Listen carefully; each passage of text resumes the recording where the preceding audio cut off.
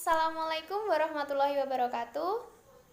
Kami dari kelompok 6 akan mempresentasikan tentang periodisasi perkembangan yang beranggotakan Oksa Putri Iswanda, Nabila Putri Mahanani, Nelly Agustin, dan Nila Anjarwati.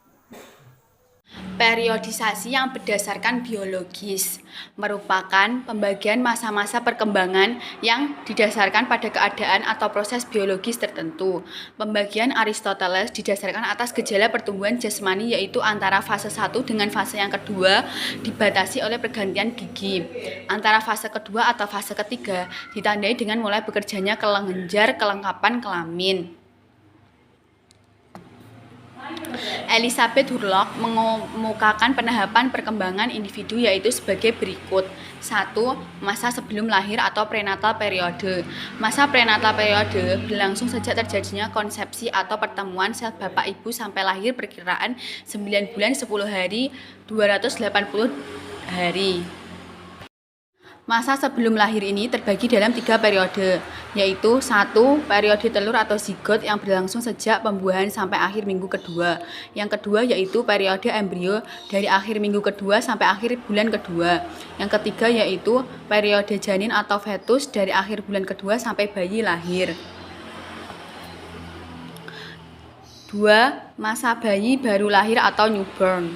Masa ini dimulai dari sejak bayi lahir sampai bayi berumur kira-kira 10-15 hari dalam perkembangan manusia. Masa ini merupakan fase pemberhentian atau plateau stage, artinya masa tidak terjadi pertumbuhan atau perkembangan.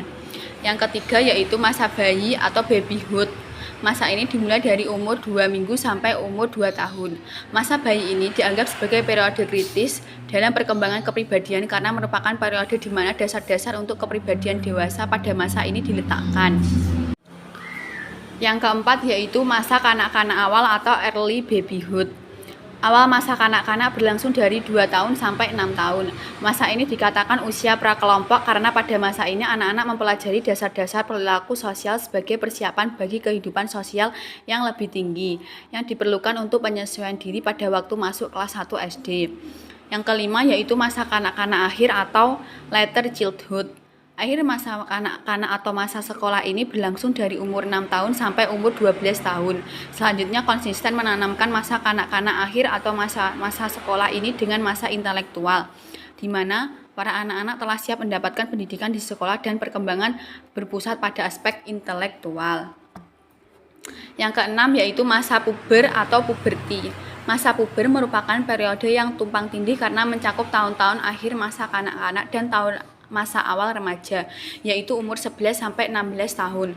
Kriteria yang digunakan untuk menentukan permulaan masa puber adalah haid yang dialami pada anak perempuan dan mimpi basah pada anak laki-laki. Masa dewasa awal atau early adulthood. Masa dewasa adalah periode yang paling penting dalam masa kehidupan. Masa ini dibagi dalam 3 periode, yaitu masa dewasa awal dari umur 21 sampai umur 40 tahun, masa dewasa pertengahan dari umur 40 sampai 60 tahun, dan masa akhir atau usia lanjut dari umur 60 sampai mati. Yang ke-8 yaitu masa dewasa madya atau middle adulthood. Masa dewasa madya ini berlangsung dari 40 sampai 60 tahun. Ciri-ciri yang menyangkut pribadi dan sosial pada masa ini antara lain yaitu 1. Masa dewasa madya merupakan periode yang ditakuti dilihat dari seluruh kehidupan manusia. 2. Yaitu masa dewasa merupakan masa transisi di mana pria dan wanita meninggalkan ciri-ciri jasmani dan perilaku masa dewasanya dan memasuki suatu periode dalam kehidupan dengan ciri-ciri jasmani dan perilaku yang baru.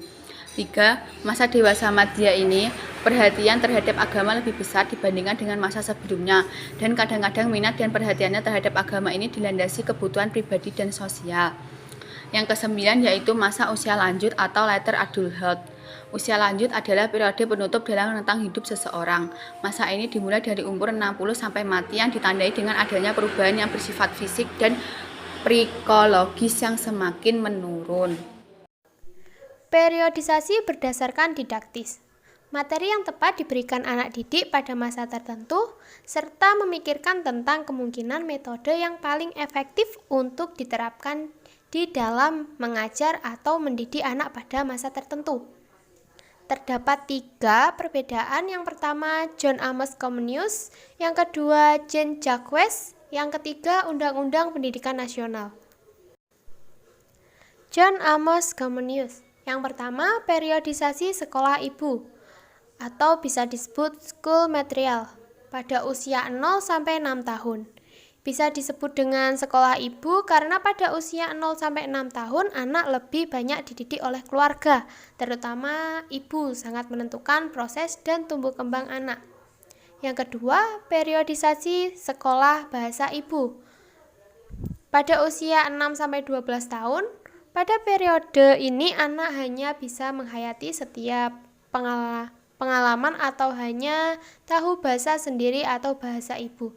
Bahasa ibu digunakan untuk berkomunikasi dengan orang lain. Pada usia tersebut, anak juga mencari gaya bahasa lain dari orang lain atau lawan bicaranya. Yang ketiga, periodisasi sekolah Latin. Pada usia 12 sampai 18 tahun. Pada usia tersebut, anak diajari bahasa Latin yang saat itu paling tinggi kedudukannya. Yang keempat, periode masuk perguruan tinggi. Ini terjadi pada anak usia 18 sampai 24 tahun. Jean-Jacques, masa 1, masa asuhan, usia 0 sampai 2 tahun. Yang kedua, masa 2, masa pendidikan jasmani dan latihan panca indera, usia 2 sampai 12 tahun. Masa 3, masa periode pembentukan akal, usia 12 sampai 15 tahun. Masa 4, masa pembentukan watak dan pendidikan agama, usia 15 sampai 20 tahun. Dan yang terakhir, Undang-Undang Pendidikan Nasional.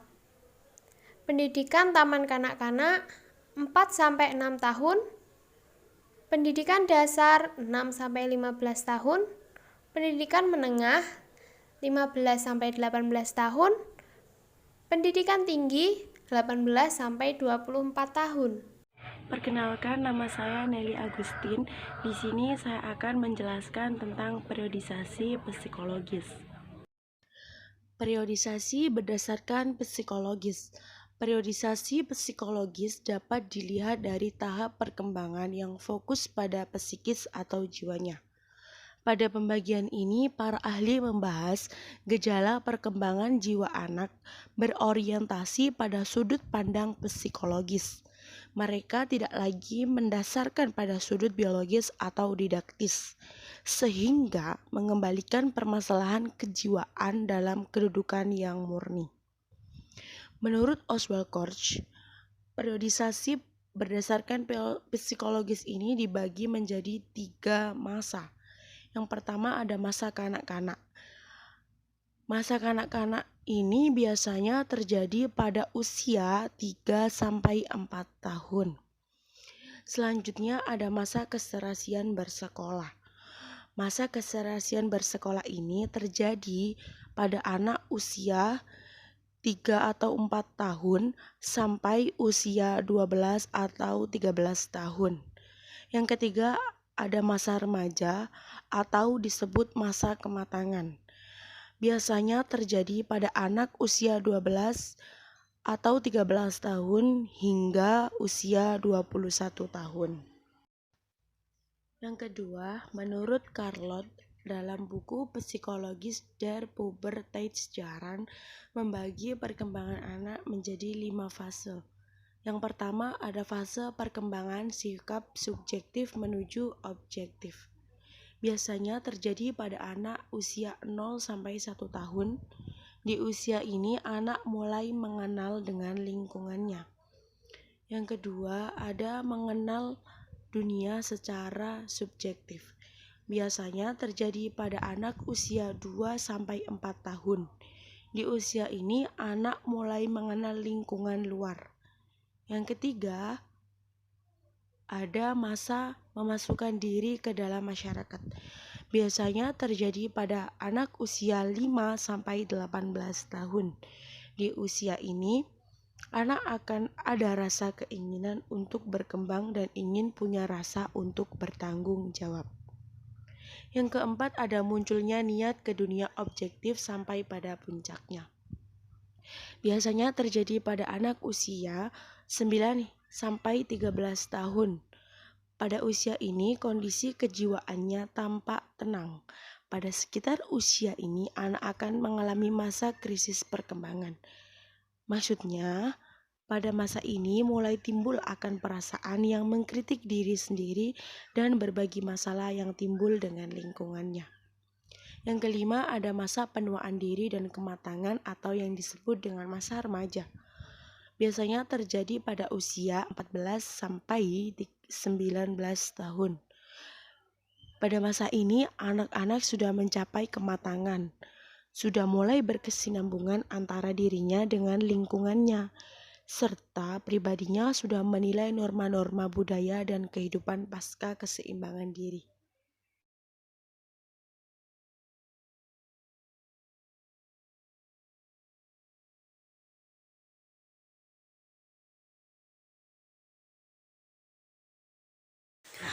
Pendapat PH Konstam dalam bukunya Person Like You in Wording 1929, model pembagian mencoba merangkum dari ketiga kelompok pandangan yang telah disebutkan di muka itu. Disebutkannya sebagai pembagian secara elektis, walaupun tampak lebih berorientasi pada dasar psikologis, yaitu usia 0-2 tahun disebut masa vital, usia 2-7 tahun disebut masa estetis, usia 7-12 tahun disebut masa perkembangan intelektual, usia 13-20 tahun disebut masa sosial.